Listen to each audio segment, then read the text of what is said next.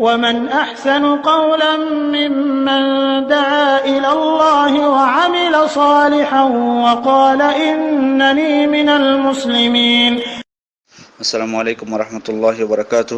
আমাদের একজন ভাই জানতে চেয়েছেন যে ওনার স্ত্রী এবং ওনার সন্তান, ছেলে সন্তান, ওনারা যদি জামাতে নামাজ পড়তে চান তাহলে ওনারা কিভাবে দাঁড়াবেন। প্রথমত আপনাকে বলবো যে আপনার যদি সাধ্যের ভিতরে হয় মসজিদের দূরত্ব যদি আপনার সাধ্যের ভিতরে হয় তাহলে কিন্তু ফরজ নামাজ কিন্তু আপনাকে মসজিদে যেয়ে পড়তে হবে, কারণ এটি ওয়াজিব। সুতরাং আপনি এক্ষেত্রে শিথিলতা করবেন না। যদি আপনার সাধ্যের ভিতরে হয় আপনি যাবেন, সাধ্যের ভিতরে হলে যাবেন। আর যদি সাধ্যের ভিতরে না হয় তাহলে তো আল্লাহ কারো উপর সাধ্যের উপর চাপিয়ে দেন না অতিরিক্ত কোনো কিছু, কারো সাধ্যের অতিরিক্ত কোনো কিছু মহান আল্লাহ তাআলা তার উপর চাপিয়ে দেন না। সেহেতু আপনি আপনার সাধ্যের মধ্যে থাকলে আপনি কিন্তু যাবেন। আর আপনার সাধ্যের ভিতরে থেকেও যদি না যান এক্ষেত্রে আপনি গুনাহগার হবেন। আপনার নামাজ ঠিকই হবে কিন্তু আপনি গুনাহগার হবেন ওয়াজিব তরক করার কারণে আপনি গুনাহগার হবেন। কারণ জামাতে নামাজ পড়াটা হচ্ছে ওয়াজিব, ফরজ নামাজ জামাতের সাথে আদায় করা এটি আপনার উপর ওয়াজিব।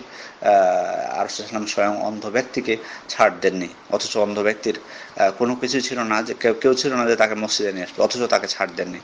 সেহেতু আমরা যাদের আমাদের চোখ আছে তাদের আবার কি অবস্থা হতে পারে। এমনকি রাসূলুল্লাহ মানে এই কথাও বলেছেন যে যারা মসজিদে আসে না, আমার মনে হয় যে কাউকে দায়িত্ব দিয়ে তারপরে যে তাদের বাড়ি ঘরে আগুন ধরাই দিই। তো এটিও কিন্তু অত্যন্ত গুরুত্বপূর্ণ একটি বিষয়। হ্যাঁ, যদি কোনো কারণবশত মসজিদ যদি দূরে হয়, অথবা আপনি অসুস্থ, অথবা যে কোনো কারণে, অথবা নফল হয়তো রাত্রের নামাজ যেমনটা, এরকম যদি আপনি জামাত করতে চান তাহলে এক্ষেত্রে নিয়ম হলো যে আপনি আপনার ছেলে এবং আপনার স্ত্রী যখন নামাজ পড়বেন তখন আপনি ইমাম হবেন এবং আপনার ছেলে আপনার ডান দিকে দাঁড়াবে, আর আপনার স্ত্রী দাঁড়াবে আপনার পিছনে একেবারে।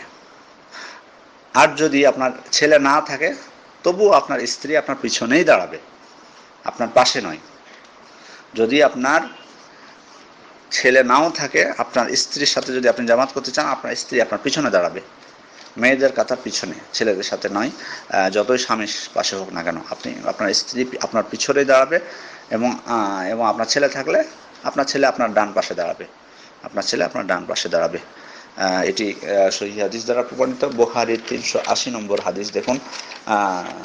আনাস রাদিয়াল্লাহু আনহু বলছেন যে فقام رسول الله صلى الله عليه وسلم وصففت واليتيم وراءه والعجوز من ورائنا فصلى لنا رسول الله ركعتين ثم انصرف।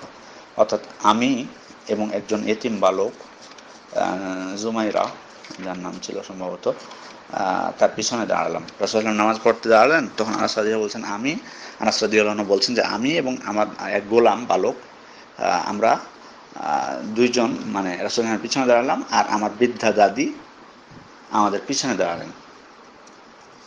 তার মানে রাসূলুল্লাহ ইমামতি করছিলেন, আনাস রাদিয়াল্লাহু আনহু এবং একজন এতিম, তারা রাসূলুল্লাহর পিছনে ছিলেন, আর তাদের পিছনে ছিলেন একজন মহিলা। তার মানে মহিলাদের কাতার পিছনে হবে। অন্য রিওয়ায়াতে এসেছে যে আনাস রাদিয়াল্লাহু আনহু রাসূলুল্লাহর ডান পাশে দাঁড়িয়েছিলেন, আর তার দাদি বৃদ্ধা তিনি দাঁড়িয়েছিলেন পিছনে। তাহলে এটা থেকেও স্পষ্ট বোঝা যাচ্ছে যে মহিলা হলে তারা পিছনে দাঁড়াবে, যতই আপনার স্ত্রী হোক না কেন। এটি স্পষ্ট, কোনো সন্দেহ নেই। যারা এটি বলে থাকেন যে পাশে দাঁড়াবে না, এটি না জেনে বলেছেন, এটি উচিত না। এই হাদিসে স্পষ্টভাবে এসেছে মহিলাদের পিছনে দাঁড়াবে, যেমনটি আমরা লক্ষ্য করলাম এই হাদিসে। সুতরাং আপনারা যখন নামাজ পড়বেন তখন এই পদ্ধতিটা অনুসরণ করবেন। আসসালামু আলাইকুম ওয়া রাহমাতুল্লাহি ওয়া বারাকাতুহু।